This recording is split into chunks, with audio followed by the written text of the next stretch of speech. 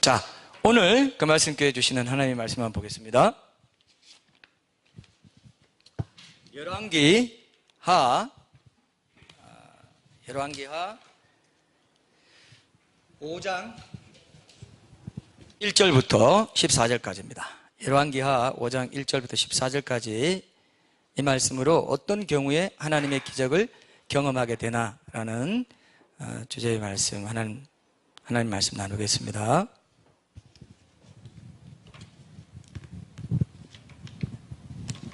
열왕기하 5장 1절에서 14절 말씀, 제가 빠르게 읽을 테니까요, 여러분들도 눈을 빨리 움직이셔서 이쪽 내용은 워낙 유명하기 때문에 내용은 아니까요, 제가 한번 읽으면 다 이해하실 겁니다. 제가 빨리 읽겠습니다. 아람 왕의 군대 장관 나아만은 그의 주인 앞에서 크고 존귀한 자니 이는 여호와께서 전에 그에게 아람을 구원하게 하셨습니다. 그는 큰 용사이나 나병 환자더라. 그가 나만의 아내에게 전에 아람 사람이 떼를 지어 나가서 이스라엘 땅에서 어린 소녀 하나를 사로잡음에 그가 나만의 아내에게 수종들더니 그의 여주인에게 이르되 우리 주인이 사마리아에 계신 선지자 앞에 계셨으면 좋겠나이다. 그가 그 나병을 고치리이다 하는지라. 나만이 들어가서 그의 주인께 아뢰어 이르되 이스라엘 땅에서 온 소녀의 말이 이러이러하더이다 하니 아람 왕이 이르되 갈지어다. 이제 내가 이스라엘 왕에게 그를 보내리라 하더라. 나만이 곧 떠날새 은 10달란트와 금 6,000괴와 의복 10벌을 가지고 가서 이스라엘 왕에게 그를 전하니 일렀으되 내가 내 신하 나만을 당신에게 보내오니 이 글이 당신에게 이르거든 당신은 그의 나병을 고쳐주소서 하였더라. 이스라엘 왕이 그 글을 읽고 자기 옷을 찢으며 이르되 내가 사람을 죽이고 살리는 하나님이냐? 그가 어찌하여 사람을 내게로 보내 그의 나병을 고치라 하느냐? 너희는 깊이 생각하고 조왕의 틈을 타서 나와 더불어 시비하려 함인 줄 알라 하니라. 하나님의 사람 엘리사가 이스라엘 왕이 자기의 옷을 찢었자 함을 듣고 왕에게 보내 이르되 왕이 어찌하여 옷을 찢었나이까? 그 사람을 내게로 오게 하소서. 그가 이스라엘 중에 선지자가 있는 줄을 알리이다 하니라. 나만이 이의 말들과 병거들을 거느리고 이르러 엘리사의 집 문에 서니 엘리사가 사자를 그에게 보내 이르되 너는 가서 요단강에 몸을 7번 씻으라. 네 살이 회복되어 깨끗하리라 하는지라. 나만이 노하여 물러가며 이르되 내 생각에는 그가 내게로 나와 서서 그의 하나님 여호와의 이름을 부르고 그의 손을 그 부위 위에 흔들어 나병을 고칠까 하였도다. 다메섹강 아바나와 바르발은 이스라엘 모든 강물보다 낫지 아니하냐? 내가 거기서 몸을 씻으면 깨끗하게 되지 아니하랴 하고 몸을 돌려 분노하였더나니 그의 종들이 나와서 말하여 이르되 내 아버지여 선지자가 당신에게 큰 일을 행하라 말하였다면 행하지 아니하였으리이까? 하물며 당신에게 이르기를 씻어 깨끗하게 하라 함이리이까 하니 나만이 이에 내려가서 하나님의 사람의 말대로 요단강에 7번 몸을 잠그니 그의 살이 어린아이의 살같이 회복되어 깨끗하게 되었더라. 아멘. 자, 오늘은 기도 시리즈 설교를 잠깐 쉬고 이전에 제가 잠깐 말씀드렸죠. 그 오륜교회에 속한 꿈이 있는 미래라는 출판사에서 펴내는 큐티집이 주만나라고 있는데 이 주만나라는 이름이 여러분 굉장히 의미 있죠. 주님의 만나라는 뜻도 있고 주님 만난다는 뜻도 있어요. 이름 잘 지었죠. 큐티집 이름으로는 이렇게 좋은 이름을 찾기가 쉽지 않습니다. 주만나라는 데 이제 바이블 칼럼을 쓰고 있지 않습니까? 그래서 제가 한 달에 한 번 정도는 요 칼럼 쓰는 내용으로 설교를 해도 유익하겠다 해서 여러분 또 색다르기도 하고 이렇게 지금 하고 있습니다. 오늘은 그 내용으로 좀 해보려고 합니다. 오른교회 성도들 중심으로 이 큐티집 구독자가 지금 10,000명이 넘는다고 합니다. 그런데 우리가 이렇게 작은 교회에서 설교하는 게 칼럼으로 바뀌면 10,000명 넘는 사람들한테 전해지는 설교가 됩니다. 그죠? 문서선교의 위력이 이런 거예요. 문서사역의 위력을 제가 예전에도 많이 느꼈는데 두고 영향을 줘요. 문서는. 그죠? 한번 고생해서 딱 써놓으면은 굉장히 의미 있는 것이다. 이렇게 지금 생각합니다. 여러분도 이제 기도해 주시고 지금 7번 썼는데 이제 8번째 쓰게 되는데요. 문서사역을 통해서 올바른 복음 진리의 말씀이 많은 사람들에게 복음 진리의 스피릿을 분명히 이제 깨닫고 깨어날 수 있는 그런 계기가 되게 좀 기도해 주시면 좋겠습니다. 우리 함께 나눈 영상에 보니까 어떻습니까? 성경에 두 종류의 기적이 나온다 했죠? 그죠? 특정한 계기를 통해서 일어나는 자연적인 현상. 비가 내리는 건 자연적인 현상인데 특정한 계기로 엘리야가 기도했더니 비가 오는 이런 경우, 수년 동안 비가 안 오다가, 이건 특정한 계기, 어떤 기적 맞죠? 근데 현상 자체는 어때요? 자연적인 현상이란 말이죠. 근데 현상 자체도 자연적이지 않은 거 있죠? 홍해 갈리는 거 어때요? 그건 기적이죠. 그건 하나님이 직접적으로 개입해가지고 그 현상 자체도 자연스럽지 않습니다. 그래서 그런 거라든지 뭐 여러 가지 이제 성경에 보면 그런 죽은 자가 살아난다든지 이런 것도 다 특별한, 자연적으로는 불가능한 사건입니다. 근데 많은 사람이, 아까 그 우종학 교수님도 그런 얘기 하셨지만은, 이거를 과학주의로, 증거주의 입장에서 자꾸 과학으로 증명하려고 할 필요가 없다. 기적은 과학으로 설명되진 않지만 하나님의 전능하신 영역으로 두면 된다. 맞죠? 저는 그렇게 생각해요. 과학적으로는 자연 법칙을 탐구하는 게 과학이기 때문에 자연 법칙을 기적에 그대로 적용하면 해석돼요, 안 돼요? 그러니까 과학자들 기적을 믿어요, 안 믿어요? 안 믿어요. 근데 과학자들이 아까 프랜시스 콜린스 박사처럼 하나님을 믿게 되면은 창조를 믿게 돼요. 그죠? 여러분, 창조주 하나님이 살아계시면 그 외에 다른 기적들은 문제가 돼요, 안 돼요? 안 되죠. 왜냐? 예를 들어 볼게요. 정자 난자 만나서 이렇게 사람이 된다는 게 이게 기적입니까, 아닙니까? 근데 과학자들은 이건 기적이 아니래요. 만나가지고 뼈가 생기고 눈이 생기고 뾰롱뾰롱 다는 거, 그건 기적 아니야? 그건 자연 법칙이잖아. 아니죠. 하나님이 기적적으로 그렇게 기적이라고 우리에게 규정하라, 이건 기적이니까 기적으로 생각해, 기적이 일상이야, 너희들이 지금 기적이 일상이야 라고 하면 우리가 어떻게 하요? 그런 줄 알아야죠. 자, 우리 지구가 어떻습니까? 둥근데 우리가 거꾸로 붙어 있다는 거, 여러분 예를 들었죠? 엄청난 물이 거꾸로 붙어 있고 그 밑으로 수만 톤 되는 유조선이 지나가는 곳이 지구란 말입니다. 그러니까 여러분, 유명한 말, 제가 이거 어디 있는 말인지 모르겠지만 제가 지어냈다고 생각하는데, 지구는 둥글지만 땅은 평평하다. 맞습니까? 이것도 기적이죠. 평평하니까 우리가 여기 붙어 있는 거야? 아니에요. 거꾸로 붙어 다니고 있어요. 이 자체가 기적입니다.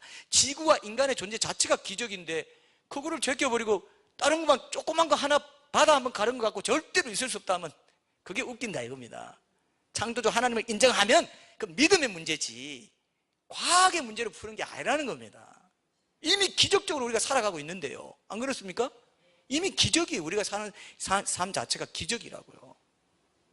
이런 것들을 우리가 보시면은 오늘 우리가 기적에 대한 얘기를 이제 나눌 때도 여러분들이 전반적으로 크게 이해할 수 있어요. 기적의 문제에 대해서 이런 대응 논리를 기억해 둬야 돼요. 왜냐하면 지금 과학 만능주의 시대이기 때문에 그냥 창조자 하나님은 절대로 있을 수 없고 그 외에 기적적으로 이루어진다고 할 수밖에 없는 자연의 모든 현상들을 기적이 아니라고 치부하는 어리석은, 믿음을 갖지 못한 자들의 그런 영적으로 눈을 감은 모습, 이런 데 대해서 우리가 아주 친절하고도 신사적으로 논리적으로 잘 전해줘야 되죠. 그렇죠? 그렇겠죠? 그런 것들을 우리가 잘 알고 있어야 됩니다. 자, 방금 우리가 읽은 이제 열왕기하 5장 1절에 14절에 보면은 나만이 경험한 이제 치유의 기적 사건을 통해서 하나님의 놀라운 기적의 역사에 대한 문제를 우리가 이제 우리 신앙인들의 실제적인 삶의 영역으로 좀 더 구체화해서 오늘 세 가지를 교훈을 찾으려고 합니다. 오늘 이 세 가지를 잘 붙잡으시면 평생에 후회하지 않는 신앙생활을 할 수 있어요. 항상 제가 이렇게 좀 약장사 하듯이 얘기하는데 늘 얘기하는 거지만 이 구약과 신약의 말씀을 우리가 잘 복용하면은 정말 영적으로 건강해질 수 있습니다. 오늘 제가 분명히 기적에 대한 얘기지만 적용은 우리 삶의 신앙생활로 이렇게 하겠는데요, 단지 한 가지 제가 여러분들에게 좀 전제할 게 있습니다. 이 기독교에서 일어나는 기적의 특성이 좀 달라요. 자, 디즈니 영화에 보면 뭐가 나옵니까, 여러분? 기적 나와요, 안 나와요? 디즈니 영화에 보면은 이런 기적 나옵니다. 갑자기 짐승이나 뭐 얼음이 난데없이 사람으로 변하는 거, 이런 것도 있죠.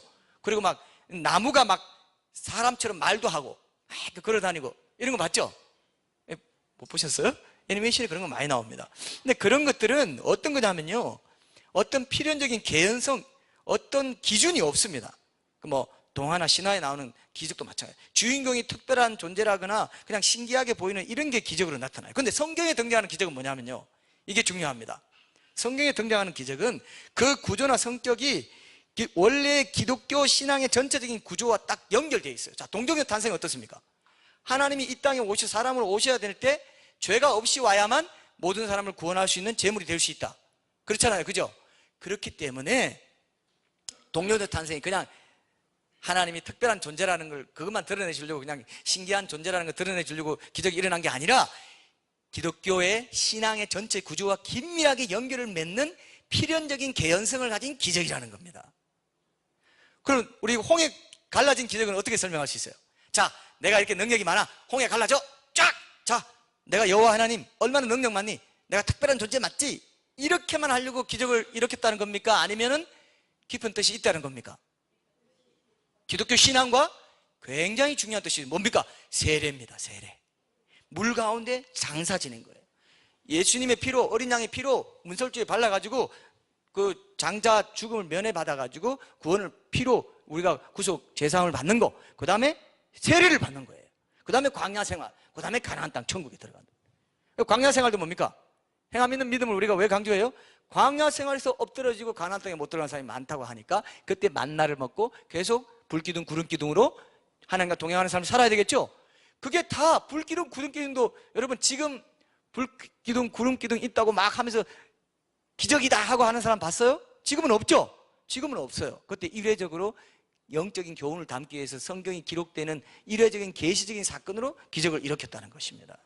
그죠? 그렇기 때문에 지금은 성경 시대처럼 이런 기적, 어떤 교회적인 교리를 만들기 위한 기적은 없지만 내 삶 속에 여러 가지 기적들이 있습니다. 오늘 그 부분에 대해서도 얘기하겠지만 제가 방금 말한 거 굉장히 중요한 건데 이해하셨어요?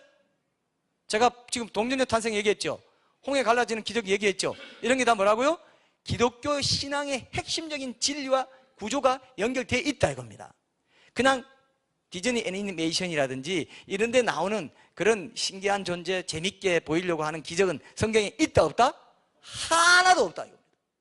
그러니까 신화나 종교 경전이나 동화나 전설이나 영화에 나오는 그런 기적하고는 아예 차원이 다른데도 안 믿는 사람들은 그거나 저거나 똑같은 거 아니야. 그러니까 터무니없는 기적, 그런 얘기, 동화 같은 기적을 믿고 있어 그래? 이렇게 얘기한다 이거예요. 성경에는 뭐라고요? 철저하게 계산된 기적이 있답니다.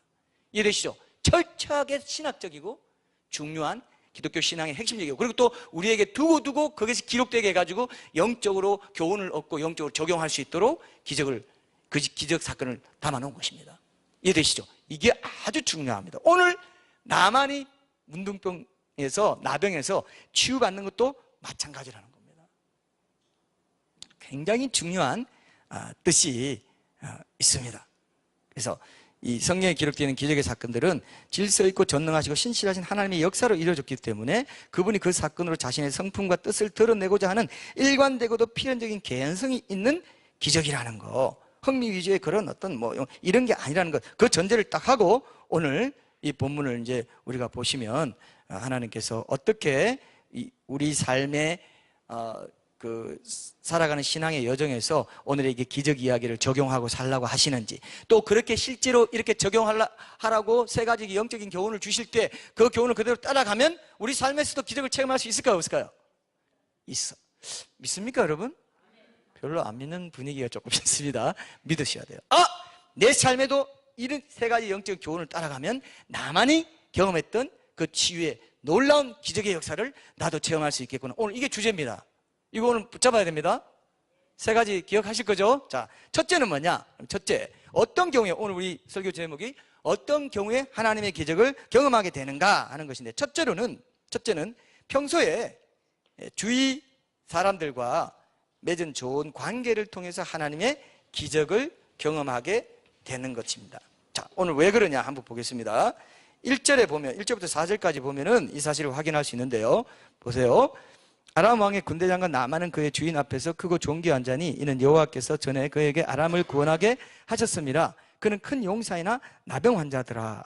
전에 아람 사람이 떼를 지어 나가서 이스라엘 땅에서 어린 소녀 하나를 사로잡음에 그가 나만의 아내에게 수종들더니 그의 여주인에게 이르되 우리 주인이 사마리아에 계신 선지자 앞에 계셨으면 좋겠나이다. 그가 그 나병을 고치리이다 하는지라. 자, 이 말씀에 보면은 나만 장군에게 이스라엘에서 데려온 어린 소녀가 하나 있었는데요. 나만의 아내의 여종입니다. 아내의 여종으로 수종들고 있는 소녀입니다. 근데 이 소녀가 나만의 아내에게 나만이 나병에 걸린 것을 알고는 나만 장군의 나병이 당시 이스라엘에서 유명한 선지자였던 엘리사에게 가면은 고침받을 수 있습니다 라고 제안하는 장면이죠. 자, 여러분 생각해 봐요. 자, 이제 저를 보세요. 여러분들이 어디 잡혀갔어요. 외국에 잡혀가서 종노릇 하고 있는데 그때 좋은 마음을 가지고 주인한테 아이고 주인 병 나았으면 좋겠습니다 하는 마음이 들려면 주인에게 사랑을 받고 주인과의 관계나 이런 면에서 뭔가 좋았다는 걸 우리가 상상할 수 있죠? 있습니까? 저도 저 밖에 가서 뭐 강의를 한다든지 뭐 사역을 하거나 상담을 하거나 이럴 때 그때 분위기와 그 태도에 따라서 더 좋은 거 주고 싶고 좀 덜 주고 싶다면 좀 나쁜 표현이겠지만 어떤 사람한테는 에이, 이 정도로 됐다. 실제로 그런 마음이 있더라고요. 사람이니까. 이 정도로 됐다. 이런 게 있어요. 어떤 관계로 이렇게 형성돼서 우리가 뭐 짧은 만남이든 이웃과의 오랫동안의 관계든 그런 게 분명히 있습니다. 어떤 관계냐에 따라서 그죠? 종노릇 하고 있는 상황에서 최소한의 일만 해주고 아유 괜찮아 뭐 이런 인간들이 다 있어 이렇게 하면서 일할 수도 있죠. 그럴 수 있습니까? 그럴 수 있어요. 지금 회사에 다 저기 우리 형제도 다 회사 다니는 형제들 여기 대부분인데 근데 보세요. 회사 그 사장이 CEO가 막 그냥 일만 시키려고 하고 막 그냥 그렇게만 한다 합시다. 마음도 좀 헤아려주고 위로도 해주고 때로는 뭔가 이렇게 선처도 해주고 하면은 마음이 좋아서 더 일해주고 또 회사 발전을 위해서 조언도 해주겠죠. 지금 이게 회사 발전을 위해서 조언해주는 장면입니다. 나만 우리 집 주인이 더 잘 돼가지고 좀 이게 집이 안정되고 또 이 남한 군대 장관은 총지휘가 군대를 총지휘하는 총사령관이에요. 그러니까 건강해서 좀 잘하면 좋겠다. 이런 착한 마음을 갖는다는 게 종으로 끌려가서 이런 마음 갖는다는 게 쉬워요, 어려워요? 쉽지 않습니다. 나만이 그렇게 큰 위치에 있으면서도 이렇게 아주 작은 여종에게서 염려함을 받고 좋은 조언을 받을 정도로 됐다면 크게 신임 받는 크고 존귀한 대로 살면서도 아주 작은 자들과도 좋은 관계를 맺고 살았구나를 알 수 있습니까? 있죠? 이게 중요해요. 근데 이런 증거는 여종에게서만 볼 수 있는 게 아닙니다. 자, 13절 보세요. 다른 종들도 동일한 그런 태도를 갖고 있었다는 것을 여기 보게 됩니다. 13절 보세요. 그의 종들이 나와서 말하여 이르되 내 아버지여 선지자가 당신에게 큰 일을 행하라 말하였다면 행하지 아니하였으리이까 하물며 당신에게 이르기를 씻어 깨끗하게 하라 함이리이까 하니 나만이 이에 내려가서 하나님의 사람의 말대로 요단강에 일곱 번 몸을 잠그니 그의 살이 어린아이의 살같이 회복되어 깨끗하게 되었더라 그랬어요. 자, 이 종들도요, 이게 여기 보면 내 아버지여라고 말해요. 내 아버지여.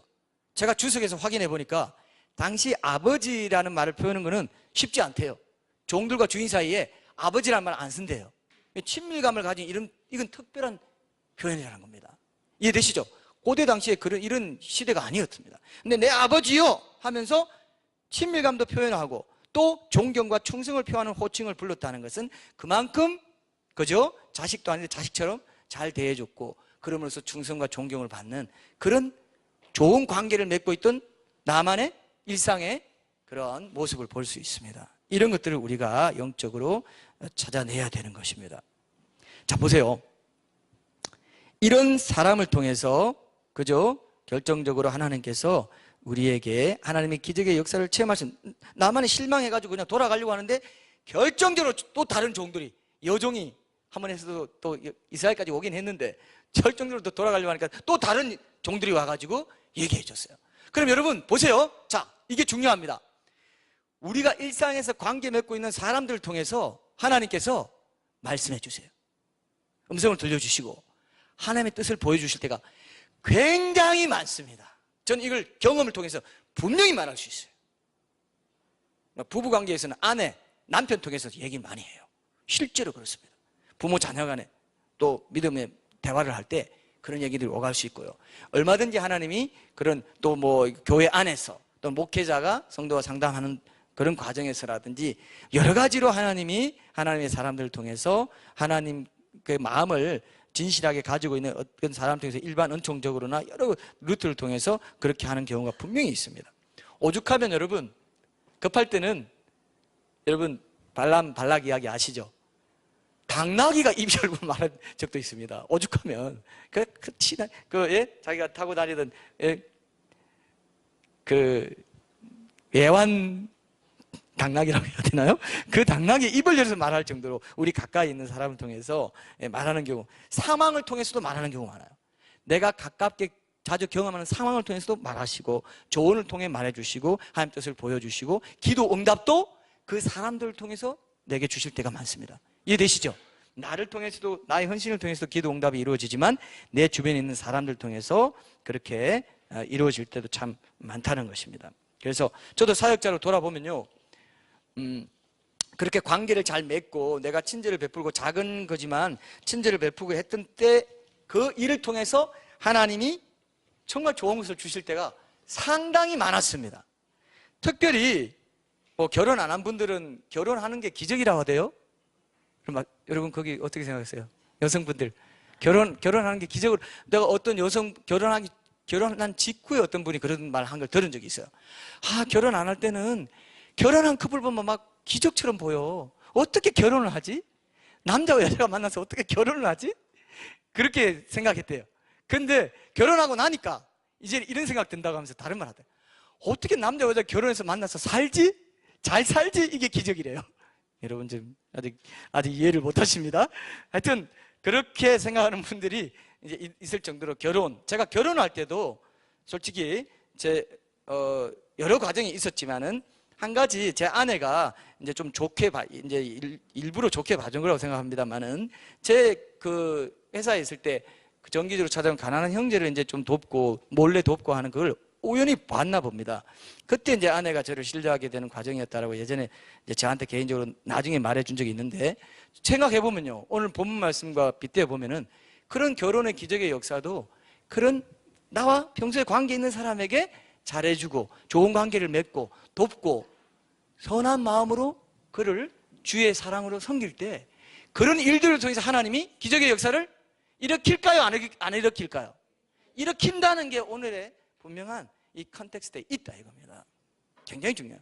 여러분 청년부 지금 결혼할 배우자를 놓고 기도하는 청년들이 이제 우리 교회에 많은데, 자 보세요. 마찬가지 상황입니다.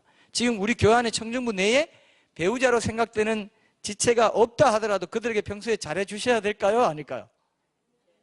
예? 그들에게 평소에 잘해 줘야 돼요.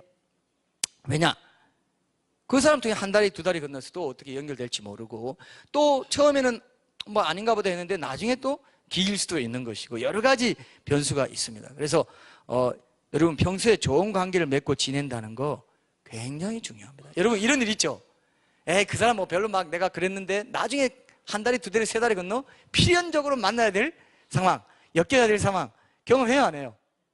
경험합니다. 그러니까 나는 별로 상관없을까, 적당히 해, 이렇게 하면 안 돼요. 성심을 다해서 내게 붙여주는 어떤 이웃이라도 말 한마디라도 친절하게 하시고 따뜻하게 하고, 꼭 그렇게 하세요. 저 사람은 나랑 별 상관없을까? 그거는 그리스도의 마음이 아닙니다. 이해되죠?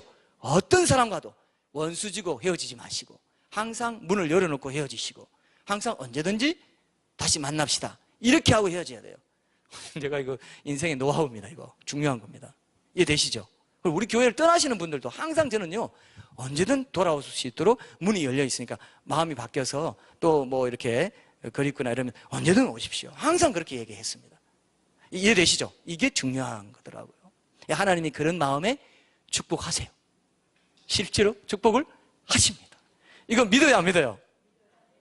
믿어요, 안 믿어요? 이게 우리의 적용입니다. 이건 아주 작은 거지만은 굉장히 중요한 우리 인생의 철칙이 돼야 됩니다. 두 번째, 첫 번째 기억하세요? 첫 번째 뭐예요? 내 가까운 이웃과의 관계를 평소에 잘 맺는 삶, 그 삶을 통해서 하나님 뜻을 보여주시고 하나님 음성 들려주시고 기도의 응답도 주시고 때로는 하나님의 기적의 역사도 체험할 수 있는 어떤 단계를 지나가게 하십니다. 기초가 되게 하세요. 이걸 꼭 기억하세요. 절대로 원수 맺고 살지 마세요. 어떤 사람과도, 이해되십니까? 어떤 회사 안에 동료든 뭐 교회 안에 사람들 어떤 사람과도 야, 나 너 다시 볼 일 없어, 꺼져, 절대 이런 말 하지 마세요.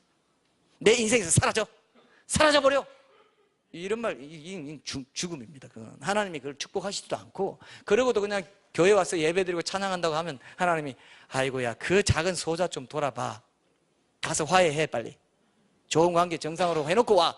그게 예수님이 말했잖아요. 야, 갈 때에 사화하라. 그 빵에 이웃과 사화하고 예배드려. 똑같습니다. 자, 두 번째는 내 자아가 주의 말씀 앞에서 부인될 때 하나님의 기적의 역사를 경험하게 됩니다. 자, 하나님의 기적의 역사, 어떤 경우에 하나님 기적을 경험하게 되나? 오늘 우리가 주제니까요. 그게 내 자아가 하나님 말씀 앞에 부인되는 거. 그 말씀이 이제 5장 4절부터 8절까지에 나오는데요. 여러분들이 이제 잘 아시는 말씀인데, 여종의 제안을 듣고 아람 왕에게 찾아가서 이스라엘로 가서 나병을 치유받고자 한다는 이런 대목이 이제 4절부터 8절까지인데, 여기서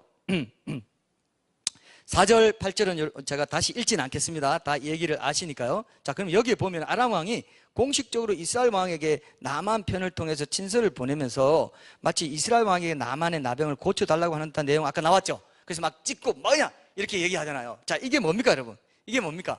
아람 왕은 엘리사가 일종의 우두머리 마술사나 이스라엘 종교 대제사장쯤 되니까 왕한테 얘기하면 왕이 엘리사에게 명령해서 고쳐주겠지 한 거예요. 근데 지금 이 왕은 여호람 왕으로 우리가 추정하는데요. 학자들이 여호람 왕으로 추정하는데, 그다음에 이제 베나닷 2세가 아람 왕이다 이렇게 보는데요. 자, 여기에 뭐라고 오해했냐면은, 야, 원래 나병은요 이스라엘에서 하나님만 고칠 수 있는 병으로 알려져 있었어요. 그럼 내가 하나님이냐? 이거 왕제 억지를 부려가지고 다시 전쟁 일으키려고 빌미를 나한테 이제 강짜를 부리려고 이렇게 지금 수를 쓰는 거라고. 이렇게 하면서 왕 옷을 찢으면서 이거 무슨 수가 있는 거야, 이 나쁜 놈, 이렇게 한 겁니다. 그랬더니 엘리사가 뭐래요? 아, 그게 아니니까 걱정하지 말라. 이 이스라엘 땅에 하나님이 계신 줄 알게 될 거다. 이렇게 하면서 이제 혼선을 잠재우는데, 근데 이 혼선 자체가 나만의 나병 치유 문제가 당시 휴전 상태에 있던 이스라엘과 아람 간에 국가적으로 중대한 공적 사안이 되게 하는 배경이 되어버렸어요. 그죠? 그래서 이게 큰 문제가 된 거예요. 그럼 하나님의 살아계심을, 나병이 치유되냐 안 되냐에 따라 이스라엘의 하나님이 살아계심을 드러내는 그런 일이 되냐 안 되냐가 결정되죠. 중요한 사안이 돼버린 거죠. 이것도 그러니까 이렇게 이제 좀 장황하게 기록되어 있다고 보는데, 이제 간단하게 보면 그렇습니다. 자, 근데 어쨌든 이런 과정을 거쳐서 정말 중요한 내용들이 이제 9절부터 쫙 나옵니다. 자, 9절부터 잘 보세요. 9절에 보면은 당시에 아람의 군대 장관이라고 하면 이제 군대 총지휘관인데, 여러분 성경에 보면, 신약 성경에 보면은 천부장, 백부장 이런 게 나오죠. 그 천부장, 백부장, 50부장 이런 사람들을 거느리는 사람, 총괄하는 사람이니까 이게 뭡니까? 군에서는 최고 사령관이에요. 그런데 그런 위대한 인물이 이제 병에 걸려가지고 이렇게 어려운 상황이 된 것입니다. 옛날에는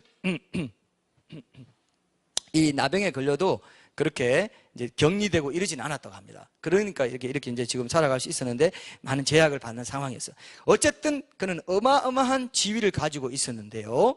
그래서 돈도 얼마나 많이 챙겨왔는지 5절에 보세요. 5절에 아까 이제 지금 그 전에 제가 이 배경 설명을 조금 더 하고 9절로 넘어가겠습니다. 9절부터가 이제 중요합니다. 자, 5절에 보니까 어떻게 돼 있어요? 은 10달란트와 금 6,000개와 의복 10벌을 가지고 왔다고 돼 있어요. 은 10달란트의 무게는 340kg 정도 돼요. 여러분, 은이 340kg면 엄청나죠? 금이, 여기 보세요. 금 6,000개는 68kg 된다고 합니다. 그러니까 이게 당시에 노동자 600명의 1년 임금에 해당하는 돈의 가치가 있어요. 엄청나죠? 그러니까 이게 뭡니까? 그만큼 어마어마한 권력과 권세와 부를 누렸던 나만 장군인데, 이 나병이 걸리는 바람에 이런 지금 어려운 상황에 처해진 겁니다. 그리고 선물로 갖고 간 그 값비싼 의복 10벌, 이것도 상대에 대해서 존경의 마음을 표현하는 당시 건동 지방의 풍습은, 지금도 아랍 지방에 가면 이 풍습이 남아있대요. 의복을 잘 챙겨가지고 가는 것은 상대에 대한 존경의 표시라고 합니다. 그렇게 좋은 걸 챙겨가지고 왔어요. 자, 9절에 봅시다. 나만이 이의 말들과 병거들을 거느리고 이르러 엘리사의 집 문에 서니, 들어가지도 않고 교만해가지고 서 있었습니다. 들어가야 더 겸손한 건데, 이런 교만을 이제 하나님이 다 낮추십니다. 엘리사가 사자를 그에게 보내 이르되, 너는 가서 여단강에 몸을 7번 씻으라. 네 살이 회복되어 깨끗하리라 하는지라. 자, 여기서 보세요.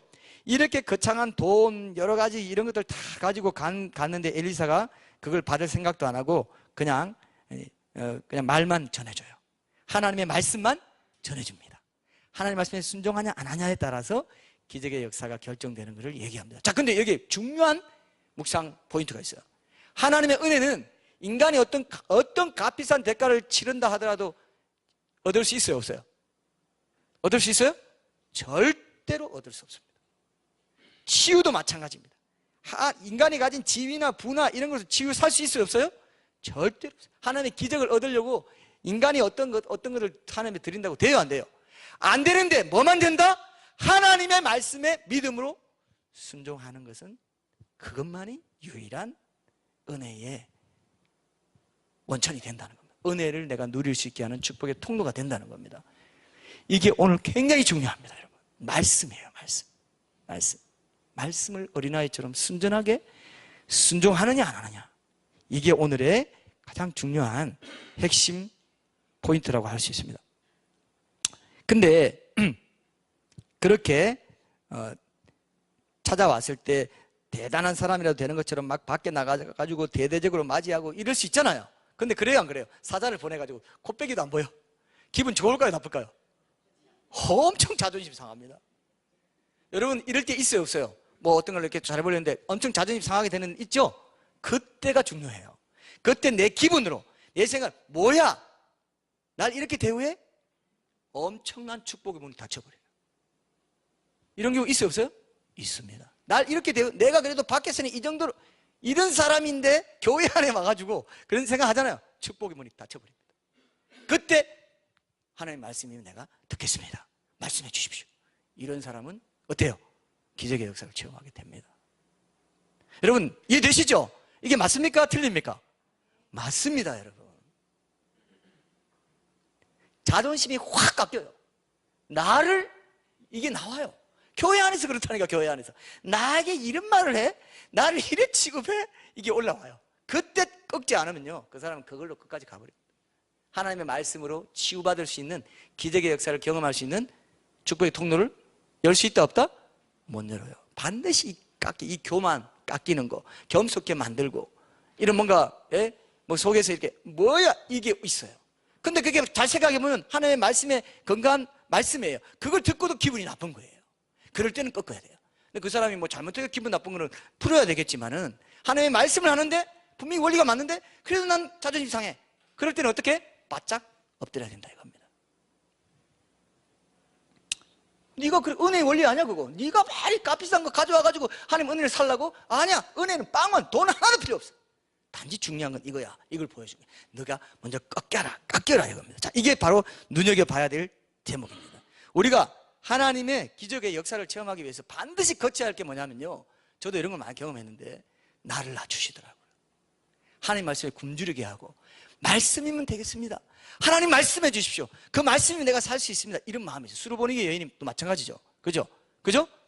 그런데 개들도 상에서 떨어지는 부스러기 먹지 않습니까? 이게 뭡니까? 낮춘 거예요. 하나님이 처음에는, 야, 이스라엘 여인은 내가, 아니 너 저리 가, 이방 여인 아무것도 아니야, 이렇게 했더니 뭐라고 했습니까?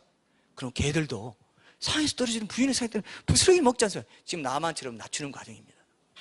그래서 기적의 역사 체험했어요, 안 했어요? 했잖아요. 신학도 똑같죠?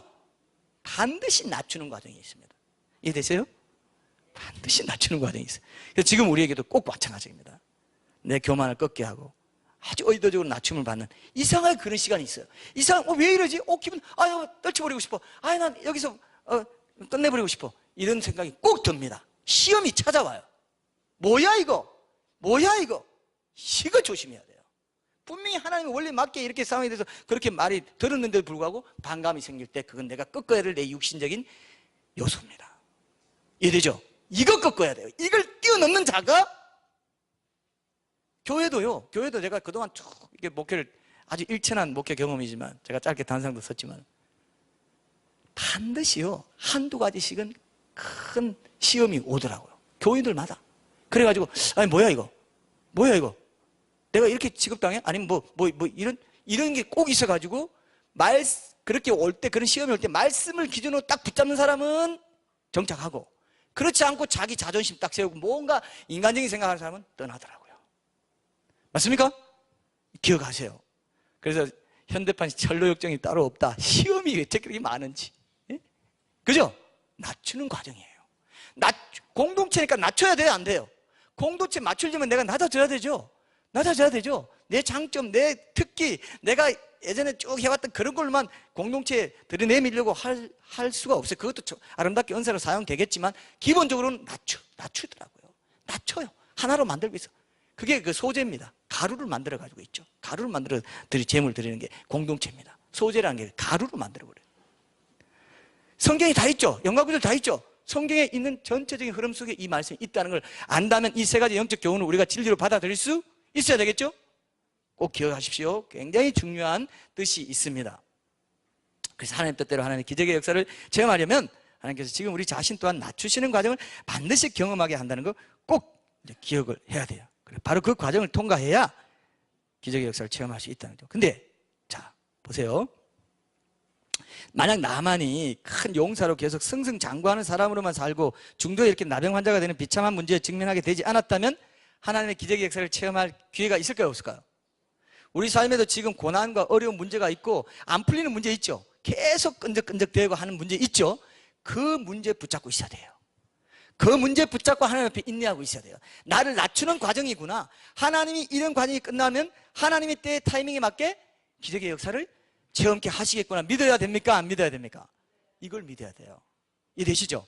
내 문제가 이런 게 있구나. 내 열등감의 문제가 있구나. 내 어떤 환경의 문제가 있구나. 이런 게 문제가 있구나. 그래, 이런 문제 앞에 문제를 고난으로, 주님이 주시는 고난으로 받고 그것을 하나님의 말씀으로 하나님의 뜻 가운데 해결하고자 하는 그 믿음의 기도를 하면서 인내하며 기다리는 이 과정 자체가 나를 낮추시는 과정이고 믿음이 자라는 과정이고 그것을 통해서 나를 키우세요. 그죠? 이건 이제 굉장히 중요한 원리입니다. 그래서 자기 문제를 하나님 앞에서 고난으로 해석하면서 나 억울해요. 하나님 나한테 이렇게 안 대우해 줬잖아요. 하나님 좀 도와줬으면 됐을 때 이렇게 불평하지 않고 이 과정을 통해서 내 육신의 어떤 것들을 꺾기 원합니다. 이렇게 나갈 때 하나님의 축복이 열립니다. 기적이 열리게 돼요. 믿으십니까 이거? 아주 중요한 삶의 원리입니다. 이걸 못 참고 다 뛰쳐나가버립니다. 이걸 못 참고 자기식으로 다 해버리고 그렇게 하는 경우가 굉장히 많습니다. 그래서 여러분 꼭 기억하세요. 염려할 거리가 있고 어떤 게 있고 이렇게 되면은 하나님의 은혜 기적에서 체험하지 못하게 하는 그런 그런 게 하나님 앞에서 그런 것들을 인정하지 않고 불평해버리면 오히려 독이 되어버릴 수 있고 어떤 거는 오히려 약이 돼가지고 하나님의 역사를 체험하게 되는 이런 은혜의 장치로 여기고 그런 은혜의 장치로 여기는 믿음의 눈을 뜨고 사는 복된 삶을 우리가 문제 가운데서 살아갈 수 있다는 것입니다. 그래서 이게 왜 중요하냐? 아까 제가 그랬죠. 나를 하나님 말씀에서 부인하게 해줍니다. 나를 부인하게 해주는 게 뭐라고요? 내 아픔과 문제와 나의 나병입니다. 그런 게 없으면 나를 부인하게 할 게 있습니까? 없습니까? 승승장구 잘 되는데 나를 부인할 게 있어요? 없어요? 내가 잘해서 잘 되구나 하겠죠? 근데 아픔이 있고 뭔가 열등감 느낄 수밖에 없고 뭔가 잘 안 되는 내가 이런 건 좋은데 이것만 해결되면 되는데 하는 게 꼭 있어요? 없어요? 있어요? 없어요? 있다 이겁니다. 그거를 불평으로 재료로 삼지 마세요. 하나님 이걸 통해서 나를 말씀 앞에 굴복시키고 부인하는 약 재료로 사용하겠습니다. 예? 그럴 때 문이 열려요. 그게 믿음입니다. 그 자체가 믿음이에요. 문제가 없으면 내가 나를 부인하는 것이 뭔지 몰라요. 문제가 있기 때문에 내가 나를 이렇게 부인해야 되는구나 알게 되죠. 문제가 없으면 그걸 모른다니까요. 사람은요 문제 없으면요 기도 안 합니다. 왜 하나님이 문제를 알딸딸하게 제가 그랬죠. 하나님 항상 비스듬하게 알딸딸하게 세워둬요. 됐다 이런 거 안 주세요. 잘. 왜?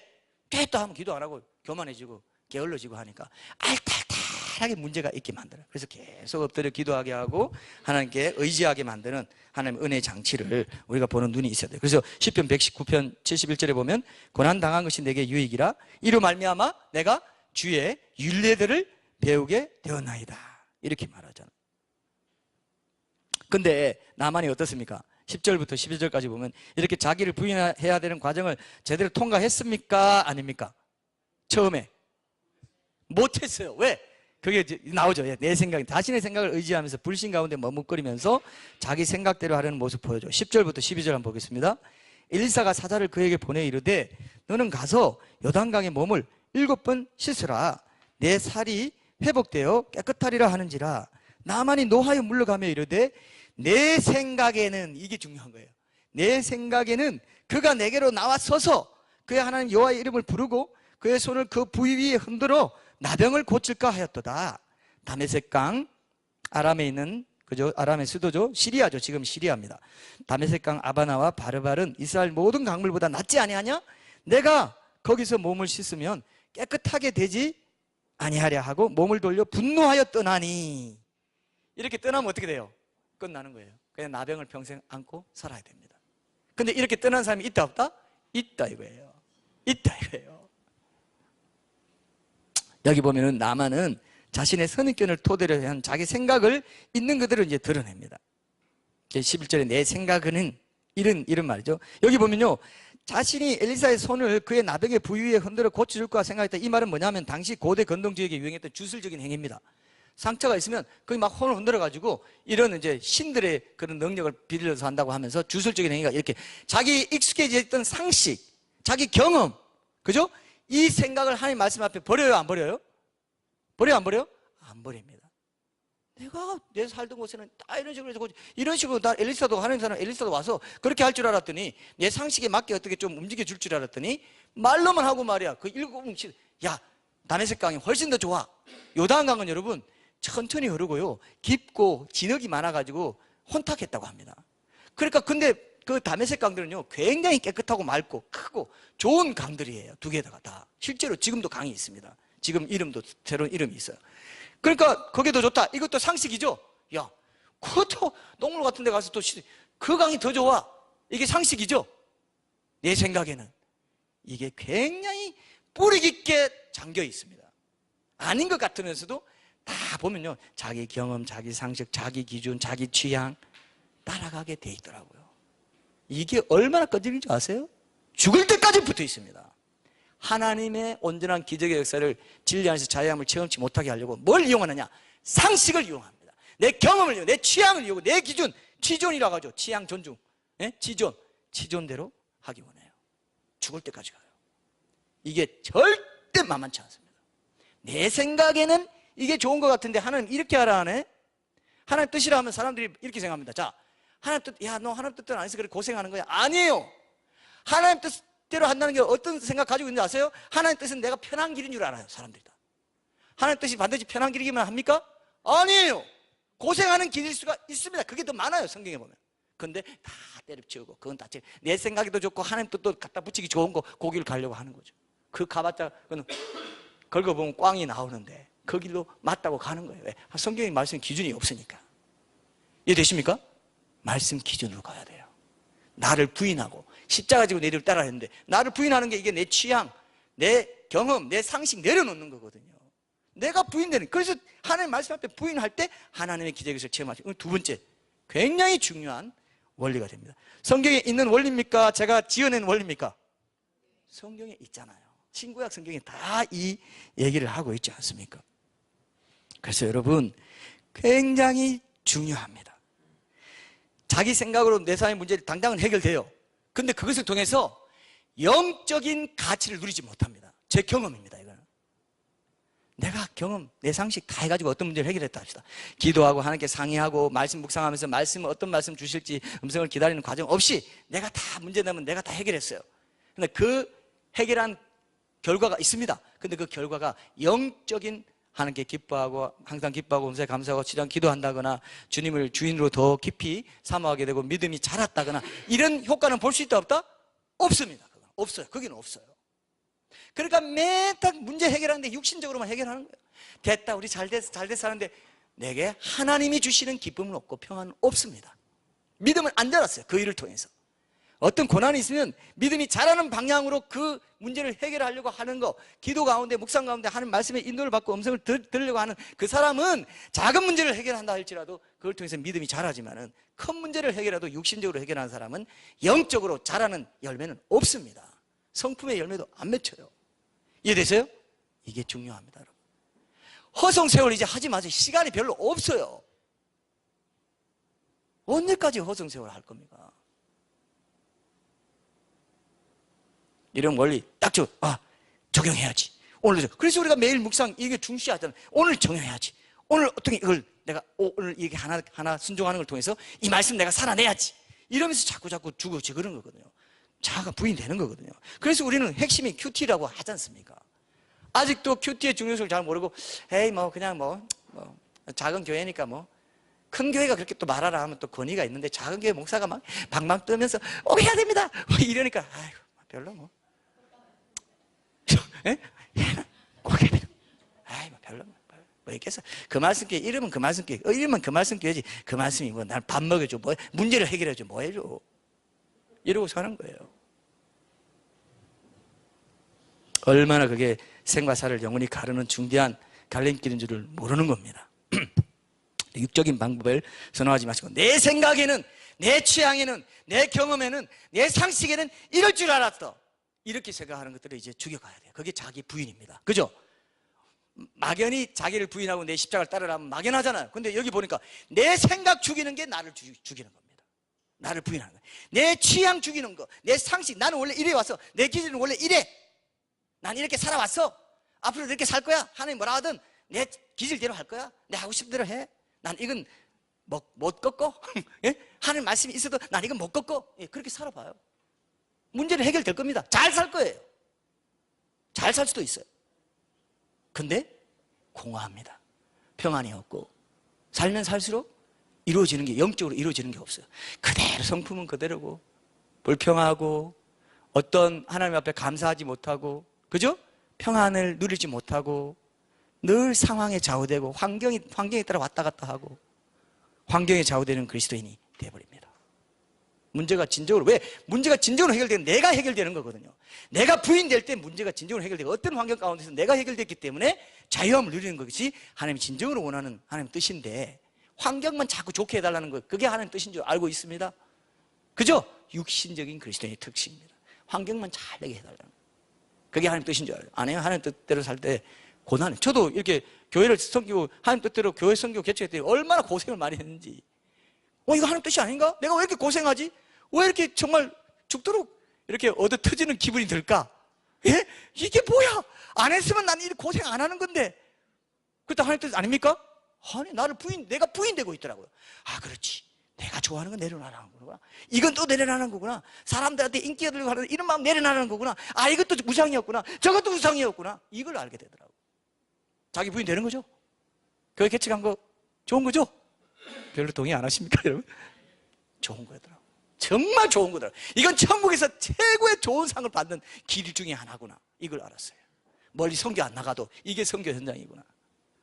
작은 영혼들이라도 대충 섬기지 않고, 많은 사람들을 대충 섬기지 않고, 작은 영혼들을 정말 기도하면서 하나님께 올려드리면서, 그죠? 이렇게 하는 게 귀하구나. 마지막입니다. 마지막, 셋째. 하나님 말씀에 끝까지 온전하게 순종할 때 기적의 역사를 경험합니다. 끝까지 온전하게, 이게 중요합니다. 자기 생각을 내놓고 자기 생각에는 이랬는데, 이제 종들이 자기가 평소에 좋은 관계를 맺었던 아버지여라고 소리를 들으면서 좋은 관계를 맺었던 종들을 통해서 하나님의 음성을 듣고 하나님의 뜻을 확인하고 순종한 결과 어떻게 됐어요? 그렇게 13절 보세요. 그의 종들이 나와서 말하여 이르되, 결론입니다. 내 아버지여, 선지자가 당신에게 큰 일을 행하라 말하였다면 행하지 아니하였으리까 하물며 당신에게 이르기를 씻어 깨끗하게 하라 함이리까 하니, 나만이 이에 내려가서 하나님의 사람의 말대로 요단강에 7번 몸을 잠그니 그의 살이 어린아이의 살같이 회복되어 깨끗하게 되었더라. 여기 종들이 나만 장군에게 조언하는 말의 뉘앙스를 보면 어때요? 아니, 선지자가 큰일을 하라고 해도 나병을 치유받으면 무조건 군말 없이 순종해야 될 텐데, 하물며 그냥 단순하게 그냥 요단강에 몸 7번 담그라고 하는데, 그게 뭐가 어렵다고 지금 궁시렁궁시렁 자기 생각을 얘기하냐, 이건이죠. 뉘앙스가 그거죠. 말도, 그게 뭐가 어려워? 그 작은 거 뭐가 어렵다고? 그 큰일 하라 해도, 큰일 하라 해도 할까? 여기 보면 당신에게 큰일을 행하라 말했다 해도 행하지 않을 거냐? 나병을 고침 받는데. 자, 여기서 중요한 게 뭡니다. 뭘 묵상해야 돼요? 우리 힘으로 할 수 없는 큰일을 하나님이 순종하라 안 하시더라고요. 작은 거, 내 수준에서 할 수 있는 작은 것부터 하나님 하라고 하십니다. 믿습니까, 이거? 분명히 이건 확실합니다. 이거는 진짜예요. 근데 마음이 없어서 안 해요. 시간이 없다고 안 해요. 자, 여러분들에게 물어봅시다. 여러분들 가운데 시간이 아예 없는 사람 있어요? 나는 24시간 없고 나는 23시간 40분밖에 없어요. 이런 사람 있어요? 혹시 있어요? 있을 수 있어요. 자다가 일어나가지고 막 24시간 그거 중요한 건데요? 이렇게 할 수 있어요. 자, 보세요. 24시간 다 있죠? 그리고 여러분들에게 물어볼게요. 나한테 마음 없어. 다른 사람들은 다 있는데 나한테는 마음이 없어. 이런 분 있어요? 시간과 마음만 있으면 할 수 있는 일, 그게 작은 일인데요. 제일 중요하지만 그 다음 순종을 다 이룰 수 있는, 아주 작지만 그 다음 순종을 이룰 수 있는 게, 우리가 항상 강조하게 매일 주님과 만나는 1대1의 교제, 기도와 말씀 묵상으로 교제하는 것, 이것이 아주 굉장히 작은 일이라고 저는 생각할 수 있습니다.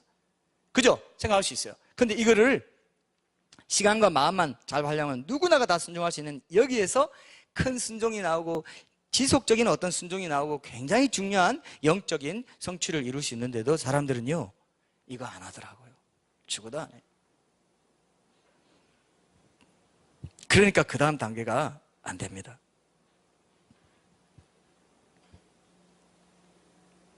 시간과 마음을 어디에 우선순위 두고 살 거냐, 이건 내가 할 수 있거든요. 내가 선택하는 문제라고요.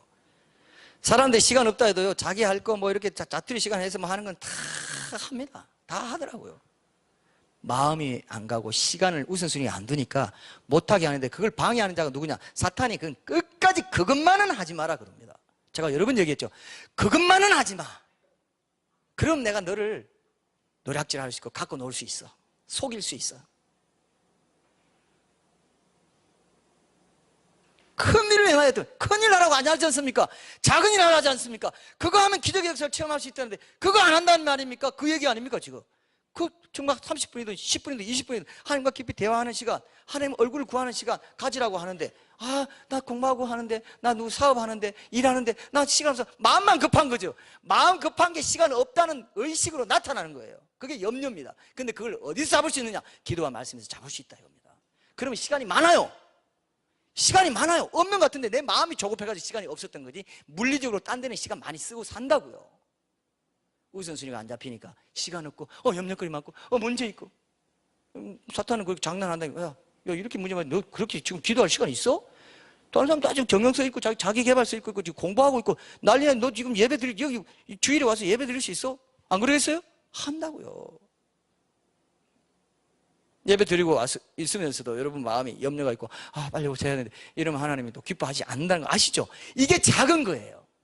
그래서 예배 드리는 자세를 보면 그 사람이 살아온, 이런 말이 있습니다. 예배 드리는 자세를 보면, 찬양하는 자세를 보면은, 예배에 대한 어떤 생각을 보면은, 예배에 대한 태도를 보면은 그 사람이 살아온 생애와 앞으로 지금 살고 있는 생애와 앞으로 미래의 생애가 어떻게 될지 보인다고 그랬어요. 이해되시죠? 정말 중요합니다. 정말 중요합니다. 저는 제 자랑 같아서 이렇게 죄송하지만은 실제로 제가 그걸 느꼈기 때문에, 이런 말 들었을 때 내가 생각이 됐어요. 제가 난가사랑교회 있을 때나 미국에서 할 때나 이렇게 할 때 예배 드릴 때 항상 일찍 가고 늦지 않고, 그 다음에 찬양할 때 항상 손 들고 엄청나게 큰 소리를 찬양했어요. 그래서 사랑의 교회 있을 때도 제가 그랬대. 목회자들 교육자들 모였을 때 제가 그러니까 교육자들 다 이상하게 보더라고. 얘는 왜 이렇게 열불을 낼까? 찬양할 때마다 왜 이렇게 열불을 내? 아이고, 기 따가워 죽겠다. 이런 느낌으로. 너무 그러니까. 예전에 내가 대학교 때 목사님이 한번 보시고는, 와, 안전도사 진짜 떠나가겠다. 이런 식으로. 그렇게 했어요. 예, 제가 지금 돌아보니까 그게 내 예배의 자세였더라고요. 내 인생이 거기서 결정 났더라고요. 네 쓰임 받고 못 받고는 거기서 결정 나버려요. 예배 드리는 태도, 예배의 어떤 걸 지키는 어떤 거, 이게 하나님 굉장히 귀하고, 작은 거지만은 있죠, 굉장히 큰 순종이에요. 그게요. 큰 순종의 길을 열어요. 큰 순종의 길을 열어요. 이해되십니까? 매일매일 여러분들이 골방에서 개인 예배 자세, 어떤 자세냐? 그걸 공예배, 개인 예배 어떤 자세냐? 거기서 결정 나와요. 그 사람 인생은 끝났어요. 거기서 보나 마나요. 보나 마나 끝났어. 아무리 세상에서 일 잘하고 돈 많이 벌고 다 나만 60 몇 킬로, 340킬로, 68킬로 금 가지고 오고 의복도 10개나 가지고, 이 똥이야 똥. 하나님 은혜 앞에 아무것도 아니야 이거. 말씀에 순종하고 개인 예배 드리고 주님을 높여드리고 주인을 주인으로 모시는 그 중심이 있니? 그러면 은혜가 쏟아 부어지는 거야. 길이 열리는 거야. 세상 사람과 비교하지 마. 가치는 세상 사람이 아무리 여러분 공부 열심히 하는 예배 시간 아까워하는 건 뭡니까? 공부 열심히 해서 세상에서 번듯하게 살려. 그 금 60달란트가 뭐고 다 필요 없어. 은혜야. 말씀에 순종하는 믿음의 중심, 예배다의 중심, 그것이 내 인생을 결정짓는다. 영원히 결정짓는다. 맞습니까 여러분? 이거 오늘 붙잡아요. 작은 거 여러분 습관 버리지 못해서 계속 질질 끌려다니는 거 있으면 그것부터 계속 쪼아대가지고 없애버리세요. 계속 쪼아대가지고 없애버리세요. 계속 내가 찜찜하다, 내가 또 그랬네, 또 실수했네, 또 이게 안 되네. 그거 잡아요. 포도원을 허는 작은 여우가 그냥 나온 게 아닙니다. 그 말씀이 이 연강구절에 포도원을 허는 작은 여우가 계속 들어와요. 계속 들어와서 땡 쳐버리고 이거 되고 안 될 만하면 또 걸어버리고 이거 또 안 되고 이게 안 되네. 네. 그렇게 여러분들 기억하세요. 그렇게 하고 그리고 또 온전히 순종해. 7번 돌고 자 7번 6번 돌다가 에이 될 리가 없지 그래 안 될 줄 알았어 쳐버려. 이런 사람이 많다 적다? 많다. 그래서 성경에 보면 시편에 보면 이런 말 나오죠. 어느 때까지니까 이거 나와요 안 나와요? 주여 어느 때까지니까가 꼭 있습니다. 5번까지 돌았는데 이게 안 돼. 5년 지냈는데 또 안 돼. 15년 지내도 안 돼. 어느 때까지니까 7번 완전수입니다. 그죠? 완전수. 성경에 뭐 이 완전수입니다. 히브리어로 보면 이 사바라고 하는 건데 완전하다, 만족시키다 이런 뜻에서 나온 그 수가 7이라는 숫자입니다. 굉장히 중요한 겁니다. 여러분들이 이거를 기억하셔야 돼요. 그냥 적당히 순종하고 마는 게 아닙니다. 끝까지 순종하는 온전한 순종을 하나님이 요구하실 때가 굉장히 많다는 것을 여러분들이 기억하시고요. 그냥 7번 하고 하는 이것도 말씀의 원칙이 있습니다. 말씀의 원칙이에요. 레위기 14장 7절에 보면 나병에서 정결함을 받을 자에게는 흐르는 물 위에서 잡은 새의 피를 7번 뿌려 정하다고 하라. 이런 명령에 그 바탕해가지고 재해석한 배경에서 7번 몸을 잠그한 거예요. 그죠? 말씀의 기준이 있죠? 말씀의 기준에 따라서 온전히 순종하는, 내가 묵상한 말씀, 오늘 이렇게 하라는 말씀에 대해서 온전히 묵상하면서 온전히 순종하기를 결단하고, 정말 별로 내가 나아진 것 같지도 않고 내 삶에 아무런 열매도 없는 것 같아 보이고 하나님 순종했는데 왜 이거 안 돼요? 이런 거 있죠? 이런 거 있을 때 그때 낙마하고 거둬들이면 된다 안 된다? 안 돼요. 반드시 이 과정이 있다는 걸 기억하십시오. 그러다 보면 여러분 그렇게 꾸준히 하잖아요. 7번 끝까지 온전히 순종해. 주님의 때에 주님의 방법으로 그게 나타날 때까지 내가 구하고 순종해야지 하다 가잖아요. 갑자기 여러분 매일매일 말씀 묵상하고 안 되는 것 같아 보이지만 별로 열매도 없어 보이지만 이게 지루한데 이게 뭐가 있는 맛나가 이게 맛도 없는데 계속 하잖아요.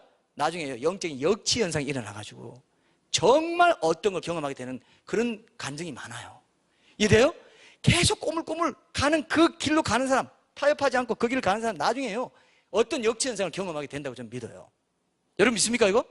이게 있습니다. 7번 했을 때 나병이 치유받는 그런 순간이 내 인생에도 반드시 있어요. 그래서 작은 일에 충성된 자가 큰 일에도 충성된다 하답니다. 충성하는 겁니다. 그 일에 끝까지 꾸준히 충성하는. 꾸준히 충성하고 있지 않은 사람은 그런 놀라운 기적의 역사를 체험할 수 있는 어떤 희망이 있습니까 없습니까? 없습니다. 지금 여러분들의 삶이 그것을 하고 있는 삶이어야 된다 이거예요.